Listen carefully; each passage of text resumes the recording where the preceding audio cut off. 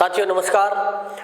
आप सभी ऊर्जावान लोगों का और रीट की तैयारी करने वाले लोगों का हार्दिक स्वागत है। इस स्वस्तिक एजुकेशन के ऑनलाइन प्लेटफॉर्म में आप लोगों का बहुत बहुत अभिनंदन है। आइए साथियों, हमने पिछली कई सारी कक्षाओं में संधि से संबंधित वस्तुओं को पढ़ा है। आज एक और नई संधि जस्त संधि के विषय में हम जानेंगे। ध्यान दीजिएगा, हमने अच संधि को पूरा कर लिया है, अर्थात हमने स्वर से संबंधित जो भी संधि थी उनको हमने समाप्त कर लिया। स्वर संधि में हमने कुछ 8 संधियों को पढ़ा है। ध्यान दीजिएगा साथियों, अब आज से हम व्यंजन संधि के बारे में समझेंगे, व्यंजन संधि को जानेंगे, व्यंजन संधि की प्रकृति को समझेंगे और व्यंजन संधि में भी कौन कौन सी संधियां हमारे परीक्षा के लिए इंपॉर्टेंट है, उन संधियों को एक एक को निकाल के हम पढ़ेंगे। सारी ही ऐसे माने तो व्यंजन में बहुत सारी संधियां हैं, परंतु हम उन संधियों को विशेष तौर पर पढ़ेंगे जो हमारे रीट एग्जाम के लिए ज़्यादा इंपॉर्टेंट है। तो निश्चित तौर पर आज हम इस व्यंजन संधि के विषय में समझते हैं क्या होता है व्यंजन संधि। तो देखिएगा, व्यंजन संधि में भी आज जस्त संधि को भी पढ़ लेंगे। पहले हम समझेंगे व्यंजन संधि के विषय में। अच्छा, व्यंजन संधि में कुछ मोस्ट इंपॉर्टेंट कुछ संधियां हैं जिनको हमें पढ़ना है। तो यहाँ मैंने लिखा है साथियों, आप देख सकते हैं यहाँ पर सबसे पहली संधि यहाँ पर जस्त संधि ऐसा लिखा है। व्यंजन संधि के प्रकार है ये सब। जस्त संधि हो गई, ष्टुत्व संधि है, ष्टुत्व है और अनुस्वार संधि है ना, और अनुस्वार पर सवर्ण संधि है। अब ध्यान देना, एक एक को हम पढ़ेंगे। व्यंजन संधि में इन 5 संधि को हमें पढ़ना है। व्यंजन संधि में एक तो हो गया जस्तव और ष्टुत्व, ष्टुत्व, अनुस्वार और परसवर्ण। इस प्रकार से ये 5 संधियां हमारे परीक्षा के लिए ज्यादा इंपॉर्टेंट है। वैसे तो चरत्व संधि है, छत्व संधि है, लत्व संधि है, ऐसे कुछ अन्य भी संधियां हैं, परंतु हमारी परीक्षा के लिए जिसमें नाम लेकर के पूछता है, जैसे कि जस्तों का कोई उदाहरण आया है तो वो पूछेगा निम्न में से इस शब्द में कौन सी संधि है, ऐसा पूछेगा तो ऑप्शन में जस्तव, ष्टुत्व, ष्टुत्व अथवा गुण इस प्रकार से ऑप्शन में देगा। और यदि छत्व संधि, चरत्व संधि, लत्व संधि आती है तो फिर वो लत्व संधि ऐसा नहीं बोलेगा, फिर वो सीधा ही पूछ लेगा कि इसमें कौन सी संधि है, व्यंजन संधि, स्वर संधि या विसर्ग संधि, इस प्रकार से पूछता है। तो मेरे कहने का तात्पर्य समझिए आप कि व्यंजन संधि में ज्यादातर भेदों को नहीं पूछता है, मात्र इतना ही लिख देता है कि इस शब्द में कौन सी संधि है, तो व्यंजन संधि, स्वर संधि, स्वादी संधि या विसर्ग संधि, तो हमें व्यंजन राइट करनी रहेगी। कहने का तात्पर्य मेरा समझिए आप कि भेदों को ज्यादा पूछता नहीं है, पर जिन जिन को पूछ सकता है, संभावना जहां जहां बनती है, ऐसी कुछ इंपॉर्टेंट 5 संधियों को हम जानेंगे, समझेंगे। यदि आपकी जिज्ञासा रही तो अन्य संधियों को भी हम समझ लेंगे, कोई दिक्कत नहीं है। तो सबसे पहले व्यंजन संधि में आज हम जस्त संधि को समझेंगे। पहले आप एक बात ध्यान में रखिए, जब कभी भी व्यंजन के बाद में कोई स्वर आ जाए तब व्यंजन संधि होगी। अच्छा, और व्यंजन के बाद में कोई व्यंजन आ जाए तब भी व्यंजन संधि ही होगी, और यदि स्वर के बाद में व्यंजन आ जाए तब भी व्यंजन संधि होगी, अर्थात व्यंजन कहीं भी आ जाए व्यंजन संधि होगी। ठीक है साथियों, चलिए हम आगे बढ़ते हैं। और व्यंजन संधि में भी आज जस्त संधि को हम सबसे ज्यादा इंपॉर्टेंट तौर पर हम इसको समझेंगे। हमने पहले शुरू में समझा था कि स्वरों में जहां जहां संधि होगी, प्लस से पहले भी स्वर हो, प्लस के बाद भी स्वर हो, और दोनों ही स्वरों के स्थान पर जो आएगा, जो आदेश होगा वो भी स्वर ही होगा, तो हम उसे स्वर संधि कहते थे। अब यहाँ पर विधान बदल जाएगा, यहाँ पर व्यंजनों के बाद में व्यंजन होगा तो व्यंजन संधि मानी जाएगी, व्यंजन के बाद में कोई स्वर आ जाए तब भी व्यंजन संधि मानी जाएगी, और स्वर के बाद कोई व्यंजन, यानी कि व्यंजन, कोई भी व्यंजन वर्ण कहीं आ जाता है तो हम उसे व्यंजन संधि कह देंगे। सिर्फ इको यणति सूत्र में य व र ल होता था, अब य व र ल एक अर्ध स्वर भी उनको माना गया है, इसीलिए वो स्वर संधि के स्थान पर य व र ल हो सकते थे, यण में कोई दिक्कत नहीं था। कहने का तात्पर्य आप मेरा समझे, यण संधि की प्रकृति कुछ इस टाइप की है कि यण संधि में यण प्रत्याहार में जो वर्ण आते हैं य व र ल, वो व्यंजन वर्ण तो है पर वो आधे स्वर भी है। इस वजह से स्वरों के स्थान पर व्यंजन वर्ण यवर ल हो सकते थे, क्योंकि वो आधे व्यंजन है और बाकी समस्त व्यंजन व्यंजन ही है। इस वजह से व्यंजनों में संधि जहाँ भी होगी व्यंजन संधि कहलाएगी। स्वर एवं व्यंजन होगी तब भी व्यंजन संधि मानी जाएगी, और व्यंजन के बाद स्वर आ जाए यानी कि व्यंजन का कंट्रीब्यूशन जहाँ कहीं भी हो जाए व्यंजन संधि कहलाई जाएगी। अब इस बात को हम आगे बढ़ते हैं। अभी जस्त्र संधि को हम पढ़ेंगे। अच्छा, एक बात आपको मैं बता दे रहा हूँ, जस्त्र संधि होगी कहाँ पर, होती कहाँ है। अब ध्यान दीजिएगा साथियों, जस्त्र संधि के विषय में हमने स्वर संधि को पूरा पढ़ लिया है। एक बात बताता हूँ आपको, जब कभी भी दीर्घ होता तो हमने कौन सी संधि मान ली, दीर्घ संधि। अच्छा, और जब कभी भी ऐसा ई और इल के स्थान पर यवर्ल होता था तो हमने यण संधि मान ली, क्योंकि यवर्ल को यण कहते हैं। जब वृद्धि संज्ञक वर्ण होते थे तो वृद्धि संधि कह दिया। वैसे कि वैसे जस्त्व संधि में क्या हो जाएगा, जश हो जाएगा। क्या हो जाएगा, जश हो जाएगा। या लिख रहा हूँ मैं, जश हो जाएगा।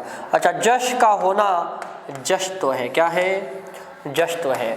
जिस प्रकार मनुष्य होना मनुष्यत्व है ना। नारी होना नारीत्व है। पुरुष होना क्या है, पुरुषत्व है। समझ रहे हैं आप बात को, पुरुष होना पुरुषत्व है, मनुष्य होना मनुष्यत्व है, पशु होना पशुत्व है। उसी प्रकार जश होना जश्त्व है।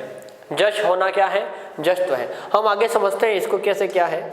जश्त्व संधि का पहला यहाँ पर जश्त्व संधि है, इसका सूत्र ये रहा कि झलाम झशोन्ते। क्या है, झलाम झशोन्ते, झलाम झशोन्ते। अब समझिएगा बात को, ये झलाम अर्थात झल के स्थान पर जश हो जाए। क्या लिखा, झलाम झशोन्ते, झल को अंत में जश हो जाएगा। झल को क्या हो जाएगा, जश हो जाएगा। यदि अंत में कोई भी झल आता है तो उस झल को जश हो जाएगा। झलाम अंते जशः, जल के अंत में यदि कोई जश प्रत्याहार झल प्रत्याहार आता है तो जल प्रत्याहार के स्थान पर हम जश कर देंगे। देखिए कितनी बड़ी बात, यहाँ पर लिखा है पदांत झल को, पदांत झल को जश हो जाए। पदांत झल को जश हो जाए, झल को जश हो जाए। समझना साथियों, झल क्या है, झल एक प्रत्याहार है। क्या है, प्रत्याहार है।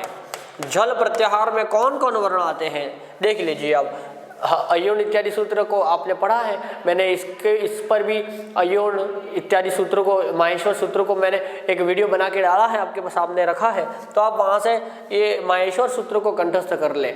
जिस छात्र को माहेश्वर सूत्र याद नहीं हो, निश्चित तौर पर मैं कह सकता हूँ कि वो संधि से संबंधित क्वेश्चन सॉल्व नहीं कर पाएगा, हल नहीं कर पाएगा।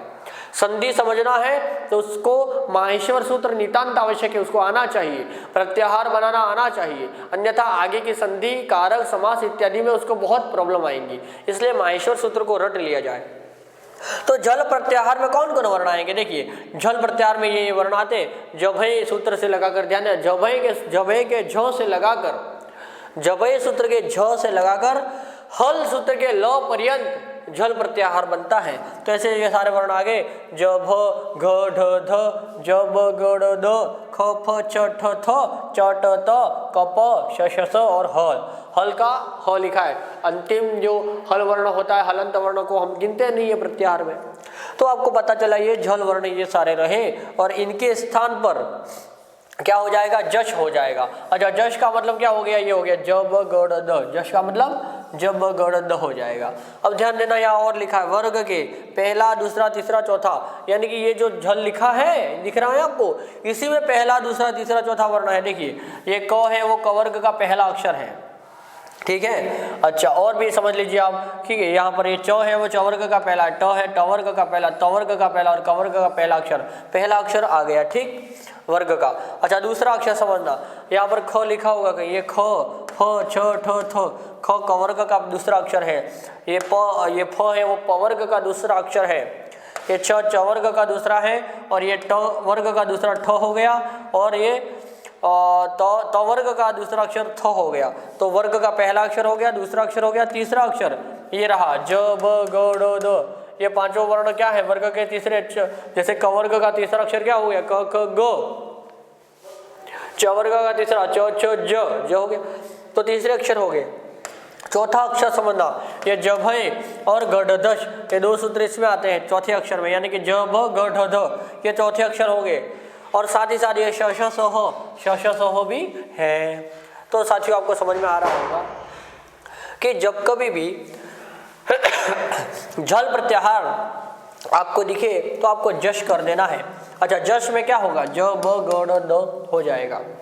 ये इस प्रकार से बस इतना ही बताना चाह रहा है।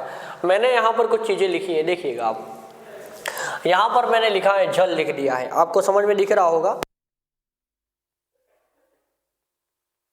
जी, आपको दिख रहा होगा, यह झल दिख रहा है आपको। मैंने यहाँ पर जमाया है, इसी चीज को यहाँ पर मैंने इस प्रकार से जमाया है, देख लीजिए यहाँ पर जल को, इसी इन्हीं वर्णों को मैंने यहाँ पर ऐसे जमाया है। यहाँ पर देख लीजिए क ख ग घ और उसके साथ ह आ गया तो जश हो जाएगा। क ख ग घ और ह जब कभी भी आपको कहीं दिखे तो आपको ग कर देना साथियों, क्या कर देना है, ग कर देना। अच्छा, पीछे कोई भी वर्ण आ जाए, जब जब आपको क ख ग घ ह दिखे ग कर देना है। ठीक, आगे बढ़े। जब कभी भी आपको च छ ज झ और श, अच्छा इसी को ये जो झल यहाँ लिखा है ये इस प्रकार से लिखा हुआ है, मैंने यहाँ पर ऐसे जमाया है। ठीक, आगे देखना, जब कभी आपको किसी शब्द में च छ ज झ और श दिखे और प्लस के बाद में कुछ भी हो चाहे, आपको च छ ज झ और श के स्थान पर ज कर देना है। ट ठ ड ढ और श दिखे तो ड कर देना, त थ द ध और स दिखे तो द कर देना, और प फ ब भ दिखे तो ब कर देना। ऐसा आपको करना है। अब ध्यान देना, थोड़ी सी मैं आपको बात बता रहा हूँ। क ख ग घ और ह के स्थान पर इन पांचों में कोई एक ही वर्ण हो सकता है। क्या, क ख ग घ और ह के स्थान पर इन पांच, क्योंकि झल, ये झल है ना ये सारे, तो झल के स्थान पर होगा क्या, क्या होगा, जल के स्थान पर जश हो जाएगा। अरे झलाम झुनते, जल को जश हो जाएगा। अच्छा, जल क ख ग घ और ह झल है, इसको हमको जश कर देना है। जश क्या है, ज ब ग ड द, ये जश है। अब समझिएगा बात को। अब इन पांचों वर्णों में ये क ख ग घ ह का उच्चारण स्थान क्या है, कंठ है। अकुह विसर्जनीयानाम कंठ, ये हमने पहले पढ़ लिया है। जिसको उच्चारण स्थान नहीं आते हैं उनको भी संधि समझना थोड़ा कठिन पड़ेगा। ध्यान देना, उच्चारण स्थान का वीडियो हमने पहले डाल दिया है, आप उनको देखें। तो क ख ग घ और ह का उच्चारण स्थान क्या है, कंठ है। तो हम इन पांच वर्णों में से किसी एक को करेंगे तो उसी को करेंगे जिसका उच्चारण स्थान कंठ हो। तो जब ग ड द में घ का उच्चारण स्थान कंठ था तो हमने इसको ग कर देंगे। च छ ज झ और श का उच्चारण स्थान तालु है, इन पांच में से तालु वाला सिर्फ ज ही था, हमने ज कर दिया। ट ठ ड ढ और श का उच्चारण स्थान मूर्धा है, तो हमने यहाँ पर जब ग ड द में से ये मूर्धा वाला ड कर दिया। ठीक उसी प्रकार आगे भी समझे, हम आगे उदाहरणों की तरफ समझते हैं, आपको सीधा ही समझ में आ जाएगा। ध्यान दीजिएगा साथियों। अच्छा, एक चीज और यहाँ पर रहेगी, समझ लीजिएगा, ये जश है वो है क्या, ये तीसरा वर्ण है। क्या है, तीसरा वर्ण, अर्थात ये तीसरा वर्ण है। यानी कि जब कभी भी आपको वर्ग का पहला, दूसरा, तीसरा, चौथा और श श स दिखे तो आपको उसी वर्ग का, वो वर्ण जिस वर्ग का हो उसी वर्ग का तीसरा वर्ण कर देना है। जैसे यथा उदाहरण यहाँ पर हम समझते हैं, ध्यान दीजिए, वो ही चीज यहाँ पर वापस लिखी है मैंने आपको समझाने के लिए। अभी इसको समझना, जगत है तो जगत के अंदर तो है, जल दिख रहा है, ये तो है वो झल में आता है। यहाँ पर ये सारे झल वर्ण है। अच्छा, तो है तो कौन से वर्ग का वर्ण है, तो है वो तवर्ग का है। तो तवर्ग का ये तीसरा वर्ण हो गया द, ये झल में आता है। तवर्ग का तीसरा अक्षर क्या बनेगा, द बनेगा। तो हम ये जगह तो की जगह हम क्या कर देंगे, द कर देंगे, इसकी जगह पर द कर देंगे। बस जो भी वर्ण झल दिखे तो जश कर देना है।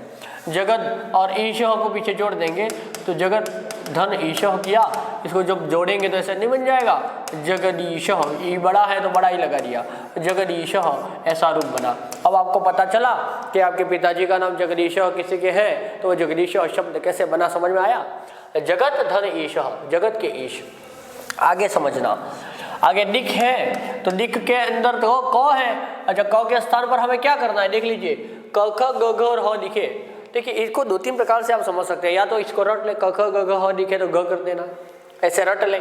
या फिर आपको क्या दिख रहा है, क दिख रहा है। अच्छा, क है वो कौन से वर्ग में आता है, क वर्ग का पहला अक्षर है कि नहीं। तो क वर्ग का पहला अक्षर क है, तो उसी वर्ग का जो वर्ण आपको प्लस के पास में दिखे उसी वर्ग का तीसरा अक्षर करना है। अब क दिख रहा है, क है वो कवर्ग का पहला अक्षर है, तो कवर्ग में क आया, तो कवर्ग का तीसरा अक्षर क्या होगा? तीसरा अक्षर ग होगा, तो हमने ग कर दिया। तो ग, अच्छा ध्यान देना, ये क ख ग घ और ह में से कोई भी वर्ण आ जाता तो हम ग ही करते, ये भी नियम है। तो ग कर दिया, आगे अम्बरह है तो अम्बरह जैसा मैंने लिख दिया। ध्यान देना स्वर आ रहा है पीछे। अच्छा व्यंजन के बाद स्वर आ रहा है तब भी व्यंजन संधि हुई, ये रूप ऐसे बन जाएगा, अम्बरह इसमें जुड़ जाएगा ग के अंदर, तो दिगंबरह ऐसा यह रूप बन जाएगा। दिगंबरह भगवान शिव का नाम है। चलिए आगे बढ़ते हैं, समझिएगा आप बात को बढ़िया अच्छे से लीजिएगा। देखिए अब यहाँ पर क्या है, शश है, श है, अच्छा श है। अब यहाँ पर ध्यान देना, ये श को मैंने यहाँ रखा है क्योंकि उसका उच्चारण स्थान टठ डडणों में ही आता है। श का उच्चारण स्थान टट मूर्धा होता है, इसीलिए मैंने मूर्धा के साथ इसको लगा दिया है। टठ डढ के साथ में मैंने श को जोड़ दिया है। तो टठ डढ और श वर्ण जब जब भी आपको दिखे तो आपको ड कर देना है, ठीक है। तो ये शश के स्थान पर, श के स्थान पर हम क्या कर देंगे? ड कर देंगे, ठीक है, कर दिया। और आगे क्या है? आननह है, आननह। जब इसको पूरे को जोड़ेंगे तो ऐसे रूप नहीं बन जाएगा, षडाननः ऐसा रूप बन जाएगा। षडाननः किसे कहते हैं? भगवान कार्तिकेय को कहते हैं, ठीक है। चलिए आगे और समझ लेते हैं इसको भी। सुप है, सुप के पीछे प है और पवर्ग का पहला अक्षर प है, तो पवर्ग का तीसरा अक्षर हमको करना है। प के स्थान यहाँ भी देख सकते हैं आप, प के स्थान पर हम क्या करेंगे? ब। प फ ब भ में से कोई भी वर्ण आ जाता हम ब कर देते, तो ऐसे हो जाएगा। ये सुप प के स्थान पर ब कर दिया, ये अ है वो ब में जुड़ जाएगा और पीछे अंतः सुबंतः ऐसा रूप ये बन गया, ठीक है। चलिए आगे समझते हैं। ये अच आदि क्या लिखा है? अच आदि। अच्छा अच है तो अच के अंदर च है।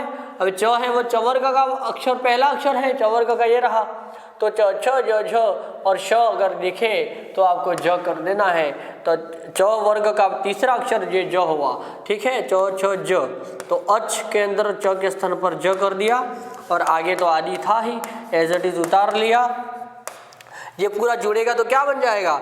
ऐसा नहीं बन जाएगा, ज के अंदर आ जुड़ेगा, अजादि ऐसा रूप बन जाएगा। समझ में आया आप लोगों को? ठीक है। इसी प्रकार से आगे और भी उदाहरणों को हम देखेंगे, समझ लीजिए। आप चाहें तो इसका स्क्रीनशॉट भी ले सकते हैं, ले लीजिए।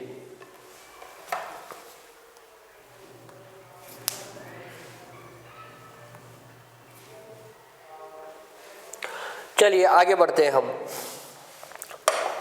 एक बार आप इसका भी स्क्रीनशॉट ले लीजिए ताकि हम कभी कुछ लिखे तो ध्यान में आएगा।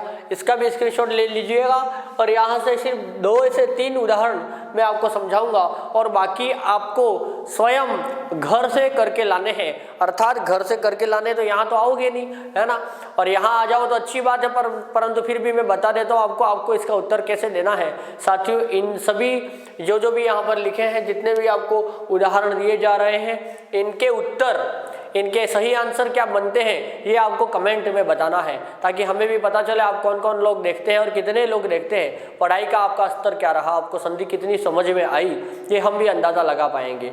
आप निश्चित तौर पर एक कमेंट में हमें ये सब चीज़ें बताएं। ये सारे ही उदाहरण हमने यहाँ पर लिखे हैं, अब एक बार इनका स्क्रीनशॉट ले लें।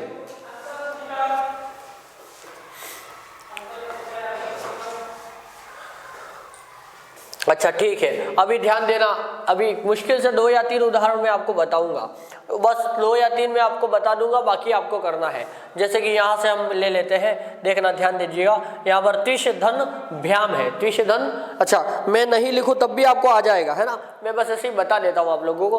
क्या लिखा? त्विष धन भ्याम है। अच्छा अब देखिए यहाँ पर क्या होता था, श कहाँ है, कहाँ गया श, ये रहा। तो टठ डढ और श हो तो हम ड करते थे, है ना। आप चाहे तो ऐसे भी अंदाजा लगा सकते हैं कि श है उसका उच्चारण स्थान क्या है? मूर्धा है। अच्छा मूर्धा इसका उच्चारण स्थान है। अच्छा उच्चारण स्थान जानने के लिए आपको उच्चारण स्थान वाला वीडियो देखना पड़ेगा, उसको रटना पड़ेगा। तो उच्चारण स्थान, श का उच्चारण स्थान मूर्धा है। अच्छा मूर्धा वाले वर्ण कौन कौन है, वर्ग कौन सा है मूर्धा वाला? तो टठ डढ, ये टवर्ग जो है वो मूर्धा, उसका उच्चारण स्थान है टवर्ग का। तो अब टवर्ग के ही, टवर्ग में से ही हम तीसरा वर्ण यहाँ पर कर देंगे श के स्थान पर, तो क्या हो जाएगा? टवर्ग टठ ड हो जाएगा, ड हो गया, ठीक, आधाड़, तो ऐसे ट्विश धन व्याम है उसको हम ऐसे कर देंगे ट्विड भ्याम, क्या कर देंगे ट्विड भ्याम। और कोई दिक्कत हो कहीं पर, जैसे कि ये बुध धन धी ही ऐसा है ना। अच्छा, ध है वो कौन से वर्ग में आता है, तवर्ग में आता है, तथ द है ना। अच्छा, तवर्ग में आता है, तो तवर्ग में आता है, तो तवर्ग का तीसरा अक्षर हम यहाँ पर करेंगे, क्या करेंगे हम यहाँ पर, ऐसा नहीं हो जाएगा बुध है ना, और ये पीछे धी तो है ही, तो ध को लेकर के बुद्धि ऐसा रूप बन जाएगा। ठीक है, चलिए ये दो ही ज़्यादा थोड़े ऐसे थे तो मैंने आपको बता दिए, बाकी आपको करना है साथियों। ठीक है, और बाकी इसका स्क्रीनशॉट तो आपने ले ही लिया होगा। एक बार फिर से मैं आपको मौका देता हूँ स्क्रीनशॉट लेने का, आप स्क्रीनशॉट ले लें, उसके बाद क्लास समाप्त करते हैं।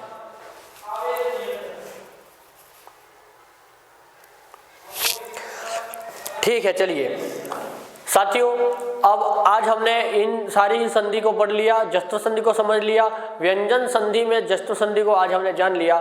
जश का होना ही जस्त्र संधि था साथियों, क्या था, जश का होना ही जस्त्र संधि है। अच्छा, यहाँ पर हमने देख लिया, थोड़ा सा समझ लीजिए, ये ज ब ग ड द, तो जब ग ड किस में आता है, जश प्रत्याहार में आता है। तो जल के स्थान पर जश का हो जाना ही जस्त्व है। जैसे मनुष्य होना मनुष्यत्व मैंने पहले आपको बताया, पशु होना पशुत्व, नारी होना नारीत्व, उसी प्रकार जश होना जश्त्व। ठीक, समझ में आ गया। तो जश्त्व होना ही क्या है, जश्त्व संधि है। साथियों नमस्कार, आप सब वो लोगों का धन्यवाद। हम फिर मिलेंगे किसी और अच्छे से क्लास के साथ में, किसी अच्छे टॉपिक के साथ में। तब तक के लिए जय हिंद, जय भारत।